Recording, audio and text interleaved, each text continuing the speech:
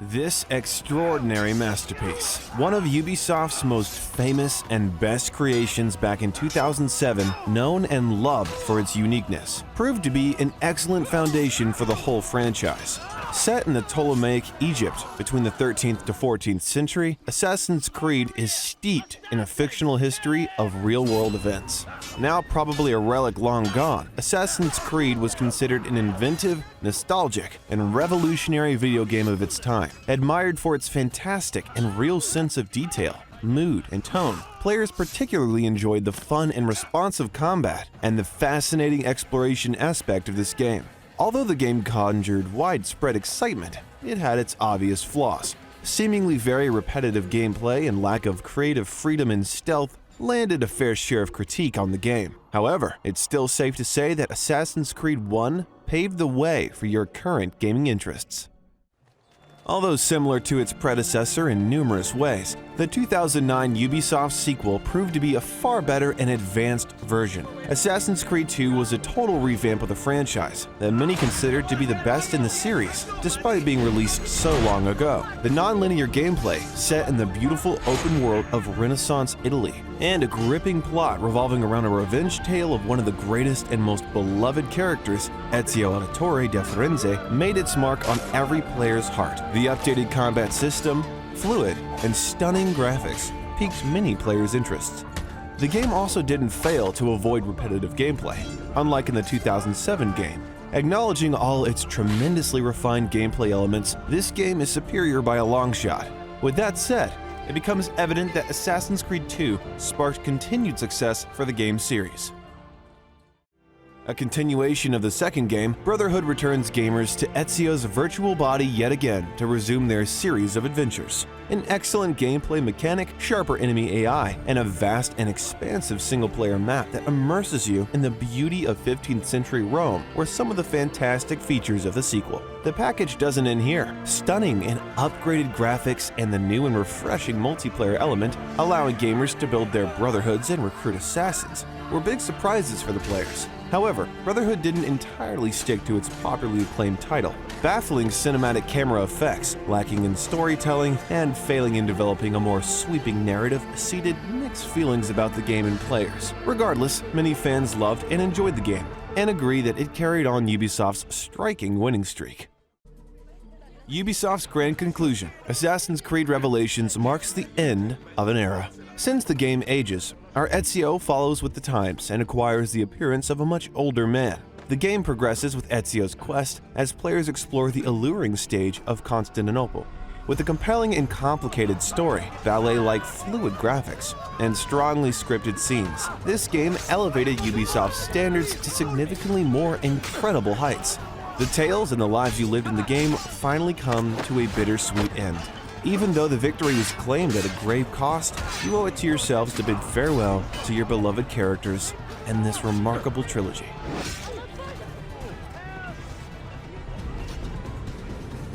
Ubisoft returns with a masterpiece in 2012. Players' bucket lists were pretty much filled with new stories, characters, and places to discover in this game. With its breathtakingly beautiful visuals set in America's realistic and proper representation, this game gained tremendous fame. Connor and his personality of a walnut suffered a handful amount of critique. However, the engaging storyline and interesting historical references compensated for that.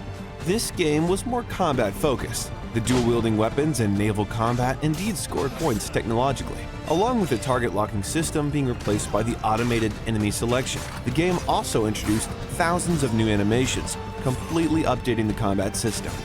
The counter system and multiplayer feature too were a total revamp that served as a plus point.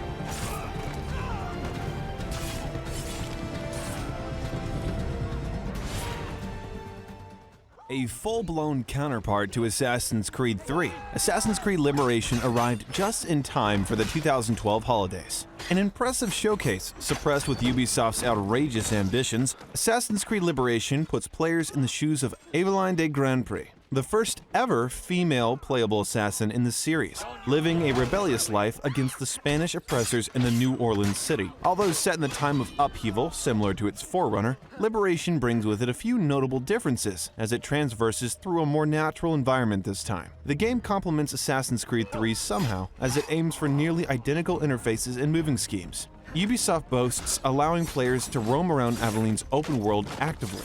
However, with a seemingly never-ending list of quests and a story full of unpredictable twists, many players were left baffled by the game's plot.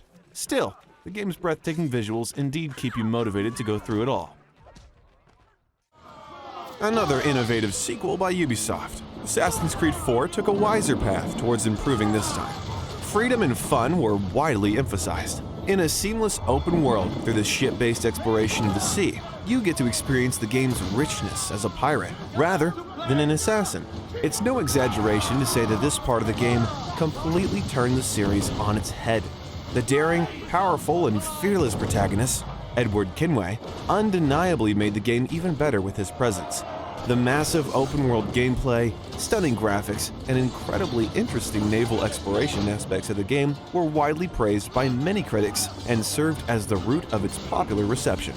With an equally intense and pulling storyline as the other parts, Black Flag overwhelmingly keeps you occupied.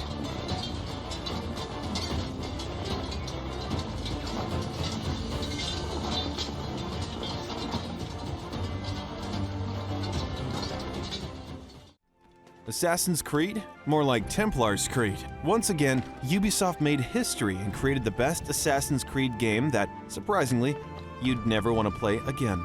Although the game is similar to Black Flag in many ways, it carries many weaknesses. But if you're into boats and seas, you might not entirely hate playing it.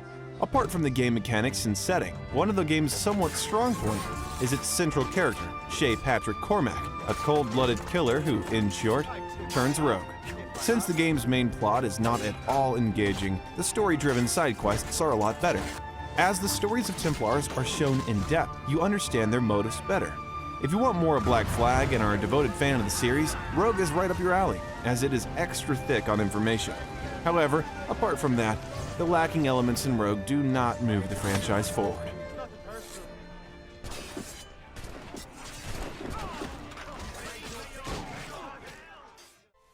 Now, Unity has a reputation for butchering the title of the series. What fans expected to be a game full of champion features ended up with a bulk load of glitches and bugs and eventually threw everyone's expectations down the drain. Though, the entirety of it wasn't all disappointing.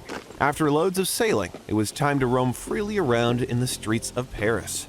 Yet again, Ubisoft didn't fail to mesmerize us with the game's iconic viewpoints and staggering graphics. Unity follows the compelling tale of Arnaud Dorian on a quest for some severe vengeance.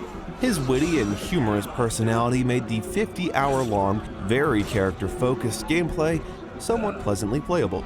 The refreshed combat system and the new customization element, allowing players to customize their weapons and appearances featured in the game, were like cherry on the top for most gamers.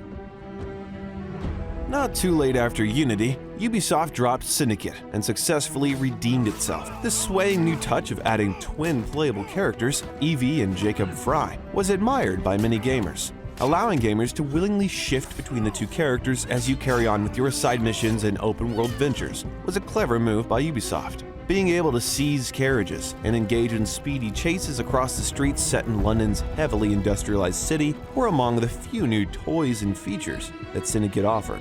The plot advances with Jacob's goal of liberation against London's oppressors. As you grow into the game, you notice the updated, mostly combat-driven gameplay and surprisingly run into a few ancient celebrities here and there. Besides slightly unresponsive controls and a few bugs, Syndicate improved on many issues that Unity suffered from. With Assassin's Creed Origins, Ubisoft showed us what it was capable of, revitalizing the entire game. Ubisoft took a U-turn and gave us a completely new treasure. Skeptic fans didn't welcome this new direction taken by Ubisoft Montreal, but hearts were changed when the bewildering world of color, set in the vast and immersive land of ancient Egypt, was brought to their attention. Turning the clock back to 49 BCE, Origins follows a tale of personal tragedy, where gamers play Bayek of Siwa, an intriguing and charming protagonist. Bidding farewell to the forced missions and camp-optional objectives, Ubisoft gave players the luxury to do whatever they wanted this time, allowing players to change the pace of the game and introducing improvised game mechanics, countless weapons, and plenty of bow types into the game earned Ubisoft's Origins the jaw-dropping scores that it has today. The seemingly very well-executed mechanics in the game, with all the parkour and climbing, Origins did keep the same old Assassin's Creed formula intact. Unlike its predecessors, Origins also offered a rare element of real emotion in the game, which arguably makes Origins one of the best in the series.